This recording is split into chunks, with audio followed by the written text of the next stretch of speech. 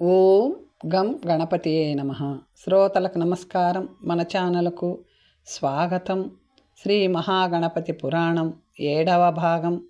రచన తాడంకి వెంకట లక్ష్మీ నరసింహరావు గారు. గణపతి తల అడ్డంగా తిప్పి కైలాసనాథుడైనా సరే అమ్మ వచ్చి చెప్పేంతవరకు ఈ ప్రవేశ ద్వారం వద్ద పడి ఉండాల్సిందే అని స్పష్టం చేశాడు.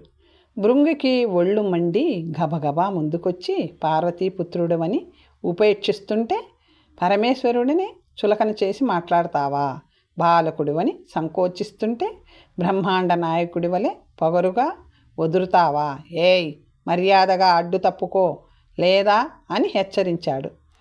ఆ మాట పూర్తవుతుండగానే గణపతి దండాన్ని ఎత్తి భృంగి దవడ మీద ఒక్కటి మోదాడు. ఆ దెబ్బకి భృంగి ఎగిరి వెళ్ళి శివుని కాళ్ళ ముంద పడి గుడ్లు తేలేశాడు. భృంగి ఏమైంది అమాయకంగా ప్రశ్నించాడు శివుడు. భృంగి ఆయాసపడుతూ బాలుడు కొట్టిన దెబ్బకి బ్రహ్మాండం యావత్తు గిర్రును తిరిగినట్లయింది ప్రభు. ఇతడు సామాన్యుడు కాడు, ఇంకా ఊరుకుంటే కైలాసాన్ని సొంతం చేసుకుంటాడు, బ్రహ్మాండమే తనదంటాడు అని ఆవేదన చెందుతూ తనకి తెలియకుండానే సత్యాన్ని బయటపెట్టాడు. అవును మరి, బ్రహ్మాండానికే అధిపతి అయిన పరబ్రహ్మ అవతారమే కదా గణపతి. అంటాడు మన స్వామి తన తండ్రి అన్న ధీమాతో ఏమైనా అంటాడు, మనము నోరు మూసుకోక తప్పదు, అదే పరాయి వాడైతేనా అన్నాడు నంది నిష్ఠూరంగా. శివుడు అతని వైపు అదోలా చూసి, నంది, మాకు స్వపర భేదాలు లేవు. బాలుడు తల్లి మాటకి ఇస్తున్న గౌరవాన్ని చూస్తూ ఇప్పటిదాకా ఉపేక్షించాం. మీ శక్తి సామర్థ్యాల మీద మీకు నమ్మకం ఉంటే వెళ్ళండి, బాలుని అడ్డు తప్పించండి అని చెప్పాడు. శివుని ఆదేశంతో నందీశ్వరుడు అహంకరిస్తూ గణపతి ముందుకు వెళ్ళి, ఏయ్ బాలుడివని ఆలోచిస్తుంటే మహా పొగరెక్కి పెట్టరేగిపోతున్నావు, మర్యాదగా ధారిస్తావా, నా కొమ్ములతో కుమ్మేయమంటావా అని గద్దించాడు. గణపతి చప్పున చేతులు చాచి నంది శృంగములు రెండు చేతులతో పట్టి ఆ కొమ్ములతో అతన్ని అవలీలగా పైకెత్తి గిరగిరా తిప్పి గిరాటేశాడు. ఆ విసురుకి నందీశ్వరుడు చక్రంగా గిరగిరా తిరుక్కుంటూ ఎగిరి వచ్చి శివుని ముందు ధబేలుమని కుప్పకూలి మూర్ఛపోయాడు. అదిగాంచి భృంగి నిశ్చేష్టుడయ్యాడు. శివభటులు నిర్ఘాతపోయారు. మహాబలవంతుడైన నందీశ్వరుడినే కొమ్మలు పట్టి గిరగిరా తిప్పి విసిరికొట్టిన ఆ బాలుని బలదర్పాలను గ్రహించి అందరూ ఆశ్చర్య పొందారు. తన ముఖ్య అనుచరులకు జరిగిన పరాభవాన్ని తట్టుకోలేక శివుడు ఆగ్రహం చెందుతూ, బాలక పోనీలే అని ఊరుకుంటుంటే నీ ఆగడం మరీ మితిమీరి పోతుంది. శివ సైన్యమును తక్కువగా ఊహించుకుంటున్నావా? ఏకాదశ రుద్రులు, వీరభద్రుడు, భూత ప్రేత పిశాచ గణములు, మహాశక్తి సంపన్నులైన వేలాది రుద్రగణములకు అధినాయకుడినైన మాతో బాలుడివి, ఒంటరిగాడివి యుద్ధం చేయగలవా? ఒంటిగా ఎదిరించగలవా? ఎందుకీ వృధా ప్రయాస? మాకు ఆగ్రహం కలుగక ముందే దారి తొలగు, లేదా నిన్ను తప్పించి లోనికి ప్రవేశిస్తాం అని హెచ్చరించాడు కటువుగా శివుడు. శివగణాలు ఆ హెచ్చరికను విని ఎంతో సంతోషించారు. అవును, ఒక బాలుడిని లొంగదీసుకోకపోతే వాళ్ళకి తలలు కొట్టేసినట్లే కదా. గణపతి ఆ హెచ్చరికలకు ఏమాత్రం బెదరకుండా అనుజులారా రండి అని పిలిచాడు. బిగ్గరగా మరుక్షణం అచ్చం గణపతి పోలికల్లో ఉన్న 20 మంది గణపతులు వచ్చి గణపతికి ఇరువైపులా నిలిచారు.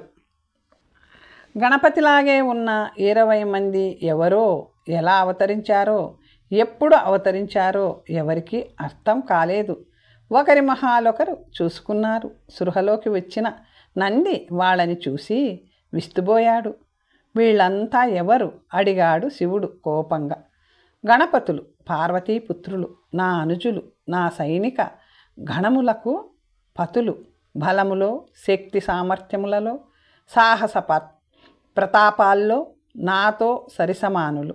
నాకు సైన్యం లేదని హేళన చేశారుగా. ఇదిగో ఇదే నా సైన్యం. రుద్రుడైనా వీరభద్రుడైనా మరెవరైనా సరే నన్ను నా గణమును ఓడించి లోనికి పోవచ్చు. యుద్ధానికి విరిచే పిరికి పందలైతే అమ్మ వచ్చే వరకు ఆ మూల వేచి ఉండండి అని చెప్పాడు గణపతి నిర్భయంగా. ఆహా, ఏమి ఈ గణపతి అహంకారం! ఇక ఈ అవమానం సహించరాదు. నంది భృంగి రుద్రగణములతో కలిసి బాలుని ఎదిరించండి. మీ శక్తి సామర్థ్యాలు ప్రదర్శించి ఈ బాలురను లొంగదీసుకొని బంధించండి. పార్వతీపుత్రులన్న కనికరము ఇక మర్చిపోయి మీ తెగువ చూపండి. దక్షయజ్ఞం నాటి విధ్వంసమును ఒక్కసారి గుర్తుకు తెచ్చుకొని విజృంభించండి అని ఆజ్ఞాపించాడు మహాదేవుడు. మరుక్షణం హరహర మహదేవ శంభో శంకర అని అరుస్తూ నంది భృంగి రుద్రగణములను వెంటబెట్టుకొని ఆగ్రహావేశాలతో పరిగెత్తుకు వెళ్ళి గణపతుల మీద దాడి చేశారు. జయహో మాతా, జయహో జయహో అని నినదిస్తూ గణపతులు రుద్రగణములను ఎదుర్కొన్నారు. గణపతులు సంఖ్యకి 21 మంది మాత్రమే అయినప్పటికీ అసంఖ్యాకంగా ఉన్న రుద్రగణాలు వారిని ఎదుర్కోవడంలో నిస్సహాయులవుతున్నారు. ఇరుపక్షాల మధ్య పోరు హోరాహోరిగా సాగుతుంది.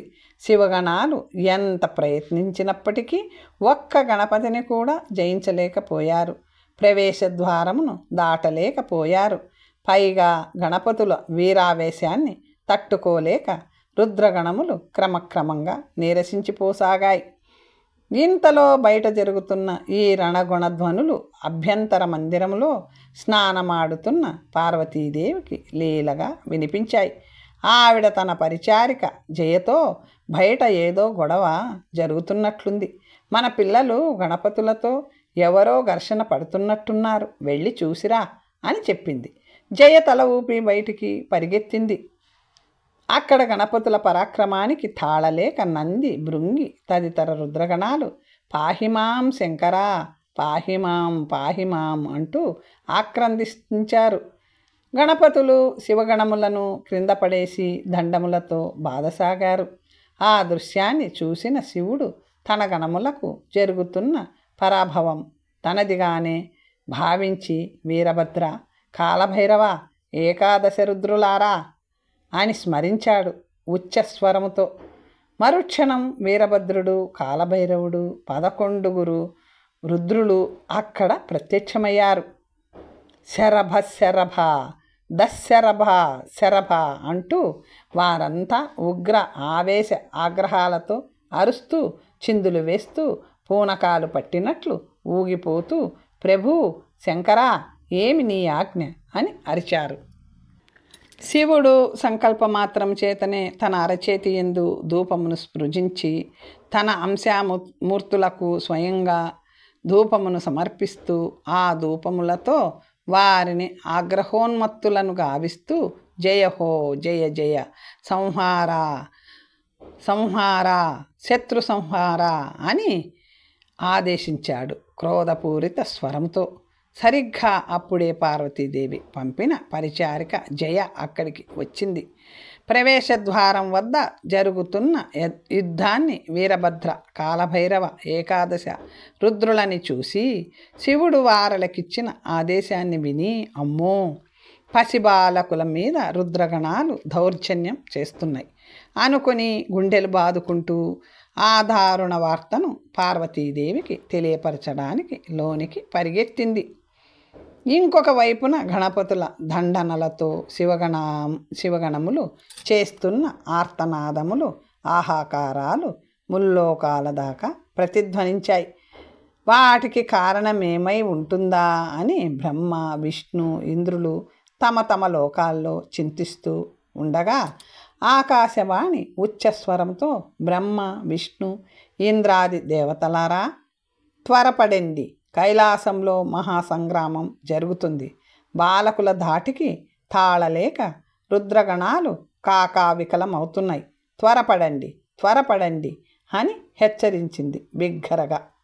ఆయ్, కైలాసములో సంగ్రామమా, రుద్రగణముల మీద దౌర్జన్యమా అని గర్జిస్తూ దేవేంద్రుడు తాను తలదాచుకున్న మహేంద్రగిరి నుండి వెలుపలికి వచ్చి, ఓ అష్టదిక్పాలకులారా, రుద్రగణములారా, రుద్రగణములకు బాసటగా మీ మీ సైన్యములతో కైలాసానికి కదలండి, ఆ బాలకులను పరిమార్చండి అని ఆదేశించాడు. మరుక్షణం అష్టదిక్పాలకులు తమ తమ సైన్యాలతో అంతరిక్ష మార్గాన కైలాసానికి బయలుదేరాయి. ఇంకొక వైపు వైకుంఠం నుంచి విష్ణువు, సత్యలోకాన్ని నుంచి బ్రహ్మ తమ తమ వాహనాలపై కైలాసం వైపు కదిలారు. ఆ సమయంలో జయ గుండెలు బాదుకుంటూ పార్వతీమాతను సమీపించి, అమ్మా, రుద్రగణాలన్నీ చేరి మూకుమ్మడిగా మన బాలగణపతుల మీద దాడి చేశాయమ్మా. సాక్షాత్ మీ నాథుడే అక్కడుండి వాళ్ళు ముక్కుపచ్చలారని పసిబిడ్డలని, అమ్మ మాట పాటించే తనయులని, మీ బిడ్డలని తెలిసి కూడా వీరభద్ర, కాలభైరవ, ఏకాదశ రుద్రులను ఆహ్వానించి స్వయంగా ధూపం వేసి మరీ వాళ్ళని మన పసికూనల మీదికి ఉసిగొల్పాడమ్మా అని చెబుతూ భావురమని ఏడ్చింది జయ.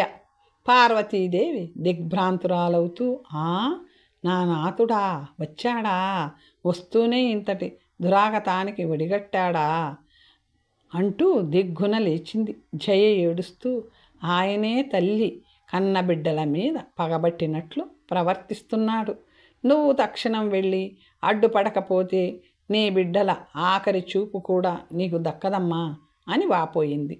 పార్వతీ వదనం ఆగ్రహోవేశాలతో జేవురించింది. ఆమె నేత్రాలు నిప్పు కణికల్లా ఎరుపెక్కాయి. అది గమనించిన రెండో ముఖ్య పరిచారిక ఆమెను వారిస్తూ, శాంతించు తల్లి, వివస్త్రవు, స్నానం మధ్యలో ఉన్నావు, ఇలా వెళ్ళడం నీకు పరువు కాదు, మార్గాంతరంలో ఆలోచించు అని చెప్పింది. పార్వతీదేవి తక్షణం తన అంశావతారాలను స్మరిస్తూ క్రోధావేశాలతో ఒక్కసారిగా హూ హూ అంటూ హూంకరించింది. ఆ హూంకారాన్నుండి కాళీ, కరాళి, కుబ్జ, శాంభవి, దుర్గ, భైరవి తదితర శక్తి రూపాలు అవతరించాయి. ఓ నవశక్తులారా, నవదుర్గలారా, రుద్రగణములను నిరోధించండి, ప్రతిఘటించి లోనికి ప్రయత్నించే శివగణాలను చీల్చి చెండాడండి అని గర్జించింది. పార్వతీదేవి మరుక్షణం నవశక్తులు బిగ్గరగా హూంకారాలు చేసుకుంటూ తమ తమ గణాలతో వెళ్ళి శివగణాల మీద విరుచుకుపడ్డాయి. ఆ అనూహ్య పరిణామానికి శివగణాలు విస్తుపోగా అమ్మ వైపు నుంచి తమకి సాయం లభించిందని గ్రహించిన గణపతులు మరింత ఉత్సాహంతో విజృంభించారు. రుద్రగణాలను శక్తి సైన్యాలు ఎదిరించగా నవదుర్గలు ఏకాదశ రుద్రులను ఎదుర్కొన్నారు. ఇంతలో ఇంద్రాది అష్టదిక్పాలకులు తమ తమ సైన్యాలతో వచ్చి శివగణాలకు బాసటగా నిలిచారు.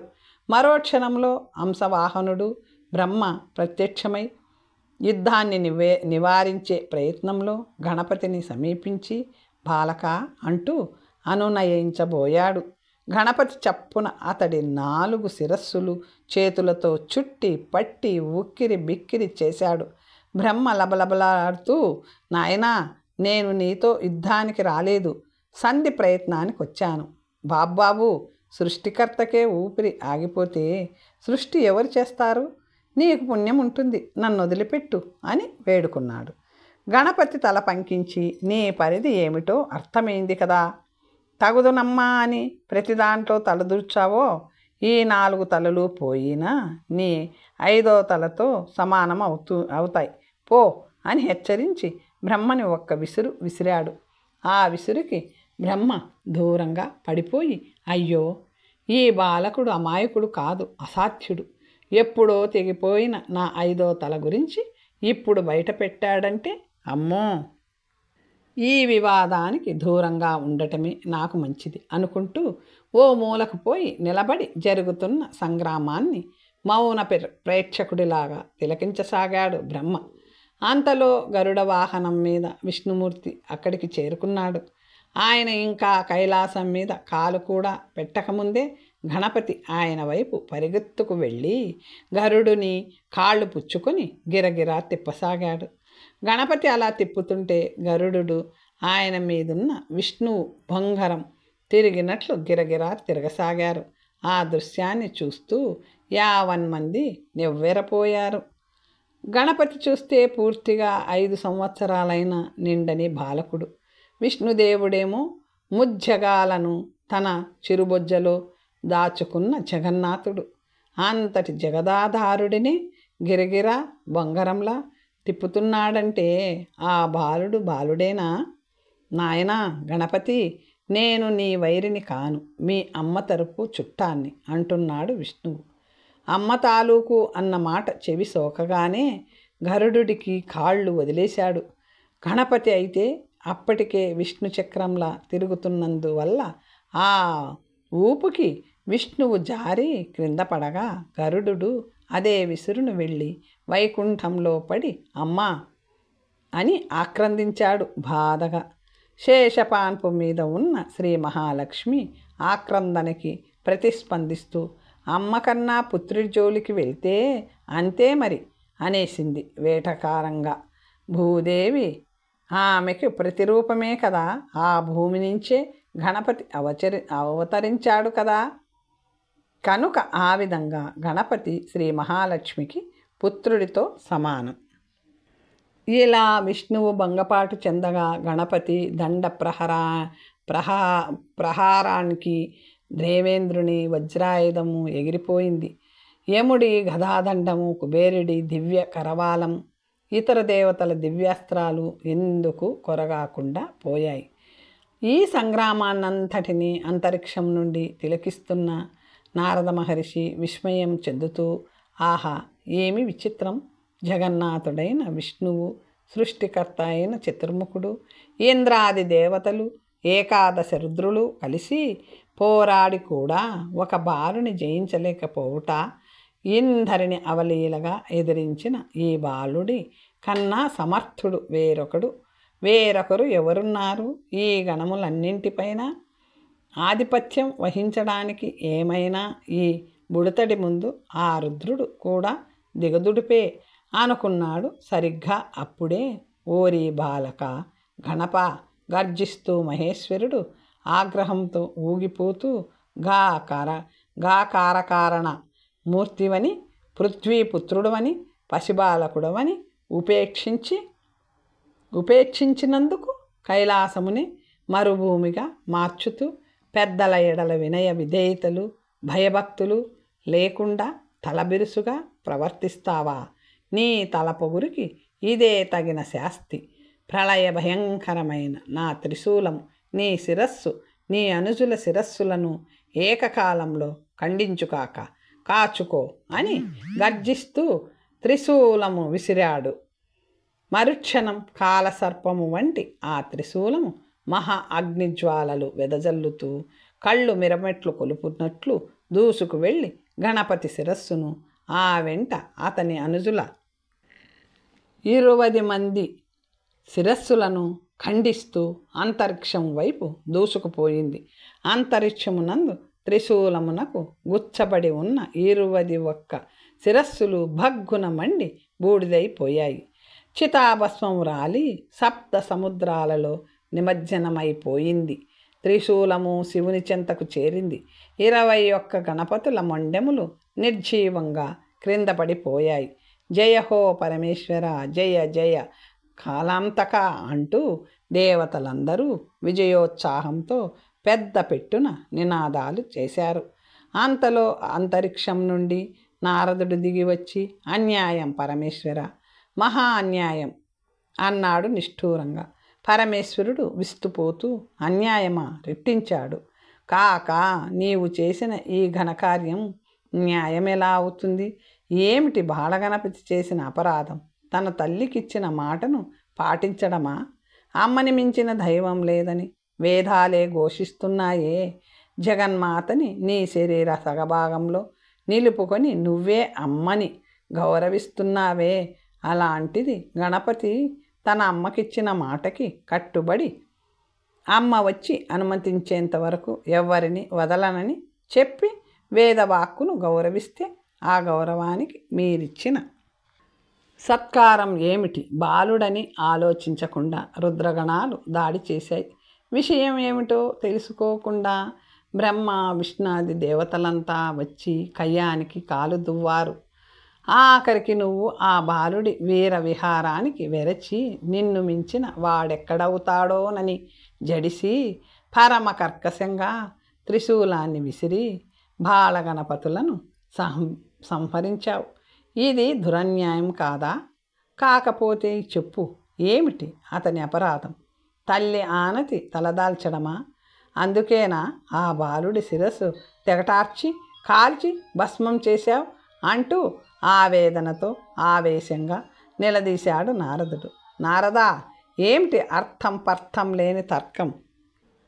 విసుక్కున్నాడు ఈశ్వరుడు. పార్వతి దుఃఖోద్వేగంతో అక్కడికి వస్తూ, అతడిది అర్థం పర్థం లేని తర్కం అయితే ఇంతవరకు మీరు జరిపించినదంతా వ్యర్థం కాదా?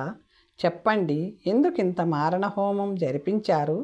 అమ్మ అనుమతి లేనిదే లోనికి పంపనన్న నా బిడ్డకి తల నరికారే, కానీ 10 క్షణాలు మీరే ఓపిక పట్టి ఉంటే నా బిడ్డలు నాకు దూరమయ్యేవారా అని నిగ్గదీసింది వేదనతో.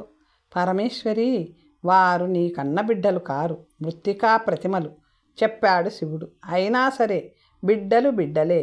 ఒక్క మట్టి బొమ్మకు మీరు ప్రాణం పోసి నాకిచ్చారు. నేను వాడికి నా చనుబాలు పట్టి పెంచాను. వాడి ఆలనా పాలన చూశాను. ఈనాడు వాడి రక్షణ కోసం 20 పిండి బొమ్మలకు ప్రాణం పోసి వాడికి తమ్ముళ్ళని చేశాను. వాళ్ళు నా కన్నబిడ్డలు కాకపోయినా అంతకంటే మిన్నగా చూసుకున్న నా పెంపుడు బిడ్డలు. వాళ్ళు నాకు కావాలి, ఇప్పుడే కావాలి, సజీవంగా కావాలి. ప్రాణం తీసిన మీరే మళ్ళీ ప్రాణాలు పోసి వాళ్ళని బ్రతికించాలి. బ్రతికించండి. లేదా భావోద్వేగంతో చెలించిపోయింది పార్వతీదేవి. పరమేశ్వరుడు ఆమె వైపు ఆందోళనగా చూస్తూ లేదా రెట్టించాడు. ప్రళయం, మహాప్రళయం. పరమేశ్వరి ఆవేశంతో పటపటా పళ్ళు కొరుకుతూ, నేను శక్తిని, మహాశక్తిని అవుతాను. మహారూపం దాల్చి ఈ సృష్టి జీవులందరితో సహా ఈ విశ్వాన్ని, ఈ జగత్తునంతటినీ గుటుక్కున మింగి నాలో నిమజ్జనం చేసుకుంటా అంటూ హెచ్చరిస్తున్న ఆ తల్లి అప్పటికప్పుడే ఆగ్రహావేశాలతో మహాశక్తి రూపాన్ని దాల్చసాగింది. వహ్ని మండలం అంతటా నిండిపోయేలా ఆ తల్లి వ్యాపించసాగింది. ఆ తల్లి మహాదుర్గావతారం దాలిస్తే, మహాశక్తిగా అవతరిస్తే ఆదిశక్తిని నిలువరించడం ఎవ్వరికీ సాధ్యం కాదు. భువనాలన్నీ ఆ తల్లి కంటి జ్వాలల్లో భగభగా మండిపోతాయి. బ్రహ్మ, విష్ణు, మహేశ్వరులు ఆ శక్తి ఆగ్రహ జ్వాలలకి భస్మమైపోతారు. ఎందుకంటే శాశ్వతమైన వ్యాపితమైన పరబ్రహ్మకి గల విశ్వవ్యాపిత శాశ్వత శక్తి ఆవిడే. ఆవిడే అతడు, అతడే ఆవిడ. అది తప్ప మిగతాదంతా అశాశ్వతం, అవాస్తవం. ఈ సత్యాన్ని విశ్వజీవులకి గుర్తు చేయడానికి అప్పుడప్పుడు ఇటువంటి సంఘటనలను పరబ్రహ్మ తనకి తానుగా కల్పిస్తాడు. తాను సంకల్పమాత్రం చేత సృజించిన బుద్ధిజీవులైన మానవులు, దేవతలు, గంధర్వులు, బుద్ధిహీనులైన అసురులు, నాగులు తదితర జీవులు దారి తప్పి చరించినప్పుడల్లా వారిని సరైన దారిలో పెట్టడానికి పరబ్రహ్మ తనకి తానుగా లీలా నాటకాలు కల్పిస్తాడు. అవసరాన్ని బట్టి తానే వివిధ రూపాల్లో అవతరిస్తాడు. వాస్తవాన్ని, సత్యాన్ని సర్వలోకాలకు చాటిస్తాడు. ఆగు ఈశ్వరి, ఆవేశపడకు. ఆ మట్టివి నువ్వే, ఆ శక్తివి నువ్వే. ఆ సత్యాన్ని జగత్తుకి చాటడానికే మట్టి బొమ్మకి ఆనాడు ప్రాణం పోశాను. ఎంతటి వారైనా మహాశక్తి సంపన్నులైనా శాశ్వతులు కారని చాటడానికే ఈనాడు ఈ బొమ్మ శిరస్సును భస్మం చేసి ఆ భస్మాన్ని సముద్ర జలంలో నిమజ్జనం చేశాను. సృష్టి లయ అంటే ఇదే. ప్రాణం పోస్తే సృష్టి, నిమజ్జనం చేస్తే లయ. ఇదే పరబ్రహ్మత్వం. దీని ముందు ఎంతటి వారైనా దిగదుడిపే. కనుకనే పరబ్రహ్మ స్వరూపమైన గణపతి ముందు బ్రహ్మ విష్ణాది దేవతలందరూ పరాజయం పాలయ్యారు. ఏకాదశ రుద్రులు, వీరభద్ర, కాలభైరవాదులంతా తలలు వంచారు. ఆ సత్యం నిరూపితమయ్యింది కనుక శిరోఖండనం ద్వారా, ఖండిత శిరస్సును భస్మం చేయడం ద్వారా, చితాభస్మము జల నిమజ్జనం చేయడం ద్వారా పరబ్రహ్మ అవతారాన్ని ఆ పరబ్రహ్మ మందే ఐక్యం చేశాను. ఆ పరబ్రహ్మ మందే ఐక్యం చేశాను. లయకారకుడిగా ఇది నా విధి. అయినా శిరస్సు భస్మమైపోయాక ఏ జీవిని పునర్జీవితుడిని గావించడం సాధ్యం కాదు అన్నాడు శంకరుడు ఆమెని అనునయిస్తూ. నారదుడు కల్పించుకుంటూ, అదేమిటి శంకరా, నువ్వు అనుగ్రహించి నువ్వే మర్చిపోతే ఈ తల్లి ఎవరికి మొరపెట్టుకుంటుంది? జగన్మాత క్రిందటి అవతారంలో సతీదేవిగా యాగాగ్నిలో భస్మమయ్యాక వీరభద్రుడు దక్షుని తల నరికి హోమగుండంలో బూడిద చేయలేదా? యజ్ఞ పరిసమాప్తి నిమిత్తం నువ్వు ఒక మేష శిరస్సుని తెప్పించి ఆ మేకతలను దక్షుని మొండెమునకు అతికించి అతనికి పునర్జీవితం ప్రసాదించలేదా అని గుర్తు చేశాడు. ఆ సందర్భం వేరు నారదా. ఆనాడు యజ్ఞం అసంపూర్తిగా నిలిచిపోతే లోక సంక్షోభం వస్తుందని బ్రహ్మ విష్ణువాది దేవతలంతా ఒత్తిడి చేస్తే లోకశాంతి నిమిత్తం దక్షయజ్ఞం పూర్తి చేయించడానికి మేష శిరస్సు తెప్పించి దక్షుని బ్రతికించాను. కానీ గణపతిని బ్రతికించడానికి అలాంటి అవసరం ఏముంది అన్నాడు శివుడు చిరాకుగా. ఎందుకు లేదు దేవా, దక్షయజ్ఞానికి విఘ్నం కలగడానికి కారణం విఘ్నములకు ఒక అధినాయకుడు లేకపోవడమేనని తమరు సెలవిచ్చారు కదా. అంతటి సమర్థుడు బ్రహ్మ విష్ణు ఇంద్రాది దేవతలలో ఎవరూ లేరని కూడా ఆనాడు తమరు చెప్పారు కదా. ఇప్పుడు ఆ బ్రహ్మ విష్ణాది దేవతలందరినీ సంగ్రామంలో నిరోధించి నిస్సహాయులను కావించిన గణపతి కన్నా సమర్థుడున్నాడా? విఘ్నాధిపత్యం కట్టబెట్టడానికై అతనిని పునర్జీవితుడిని చేయాల్సిన అవసరం లేదా అన్నాడు నారదుడు. బ్రహ్మ కల్పించుకుంటూ, నారదుడు చెప్పినది సత్యమే పరమేశ్వర. విఘ్నాధిపతి లేనిదే ఈ దేవతల యజ్ఞం ఫలించదు. తారకాసురుడిని సంహరించగల శివపుత్రుడు జన్మించడు. నీతో సహా ఈ యావన్మందిని అదుపు చేసిన గణపతి సాక్షాత్ ఆ పరబ్రహ్మ అవతారమేనని నువ్వే చెప్పావు. ఓంకార రూపుడే విఘ్నేశ్వరుడై అవతరిస్తే అంతకన్నా కావలసిందేముంది? కనుక గణపతికి పునర్జీవితాన్ని ప్రసాదించు అని వేడుకున్నాడు. అవును ఈశా, విశ్వవ్యాపకమైన మట్టితో పురుషుడివైన నువ్వు చేరడం చేతనే పరబ్రహ్మ గణపతిగా అవతరించాడు. పురుషుడవైన నీవు విసర్జించడం చేతనే మరలా నీటిలో నిమజ్జనమైన తన మూలతత్వము నందు ఐక్యమయ్యాడు. అందుచేత ఏదో ఒక శిరస్సును తెప్పించి ఈ మొండెమునకు అతికించి నీవు ప్రాణం పోస్తే మరలా పరబ్రహ్మ ఈ అవతారుని యందు వసిస్తాడు. త్రిలోక కళ్యాణార్థం నువ్వు గణపతిని పునర్జీవితుడిని చెయ్యక తప్పదు అని నచ్చజెప్పాడు విష్ణువు. ఇంద్రాది దేవతలందరూ చేతులు జోడించి గణపతిని బ్రతికించండి, మాకు విఘ్నాధిపతిని ప్రసాదించండి అని వేడుకున్నారు. అప్పుడు శివుడు వారందరికీ అభయమిచ్చి, సరే మీ కోరిక నెరవేరుస్తాను అని చెప్పి శక్తి వైపు చూశాడు. ఈశ్వరి, గణపతి శిరస్సు ఉత్తర దిశగా ఎగిరి వెళ్ళిన భస్మమయ్యింది కనుక ఉత్తర దిక్కున తలపెట్టుకొని మృతి చెందిన ఏ జీవి తొలుత కనిపిస్తే దాని శిరస్సు తెప్పించి గణపతి మొండెమునకు జత చేయిస్తాను. 20 మంది ఉపగణపతులకి కూడా అటువంటి జీవి శిరస్సులే అతికించబడతాయి. ఇది నీకు సమ్మతమేనా అని అడిగాడు ఈశ్వరుడు. బ్రహ్మాది దేవతలు, శివగణాలు, నారదుడు చేతులు జోడించి, మహామాయే, మహామాత, జగజ్జనని, లోకపావని, లోకక్షేమం కోసం నీ రౌద్ర దుర్గావతారాన్ని ఉపసంహరించుకో. నీ పుత్రుడిని విఘ్నాధిపతిగా అంగీకరిస్తాం. దేవమానవాది సర్వజాతుల వారు తొలి పూజ మహాగణపతికి జరిపేలా ప్రకటిస్తాం. మా ప్రార్థన మన్నించు తల్లి. రూపం గురించి ఆలోచించక గణపతి పునర్జీవితుడు అగుటకు అంగీకరించు. లోక సముక్షేమం కోసం నీ ప్రియపుత్రుని మాకు విఘ్నాధిపతిగా ప్రసాదించు. పాహి మాం పరమేశ్వరి, పాహి పాహి అని ప్రార్థించారు. అమ్మవారు వారి భక్తి ప్రపత్తులకు సంతసించి శాంతించి తన ఉగ్రరూపాన్ని ఉపసంహరించుకుంటూ, సరే ఆ నంది బ్రహ్మాది దేవతలందరూ ఆ మాటకు బ్రహ్మానంద భరితులు అయ్యారు. శివుడు మందహాసం చేసి, నంది భృంగి ఉత్తర దిశగా వెళ్ళండి. ఉత్తర దిక్కున తలపెట్టి మృతి చెంది ఉన్న ఏ జీవి తొలుత కనిపిస్తే దాని శిరస్సు ఖండించి తీసుకురండి.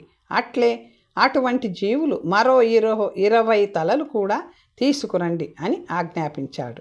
నంది భృంగి మహాదేవునికి నమస్కరించి అంతరిక్ష ప్రయాణం ప్రారంభించారు. ఆ విధంగా నంది భృంగి అంతరిక్ష ప్రయాణం సాగించి ముల్లోకాలు గాలించి వస్తుండగా దండకారణ్యమునందు తూర్పు దిశగా తలపెట్టి మృతి చెంది ఉన్న గజేంద్రము కనిపించింది.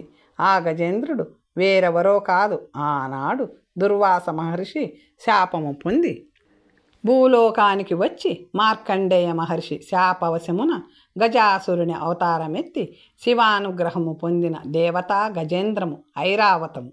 గజాసుర మరణానంతరం నిజరూపం పొందిన ఐరావతము శివానుగ్రహం చేత మరలా దండకారణ్యానికి అంతరిక్ష మార్గాన త్రుటిలో చేరుకొని ఉత్తర దిక్కున తలపెట్టుకొని శివనామస్మరణ చేస్తూ మృతి చెందింది.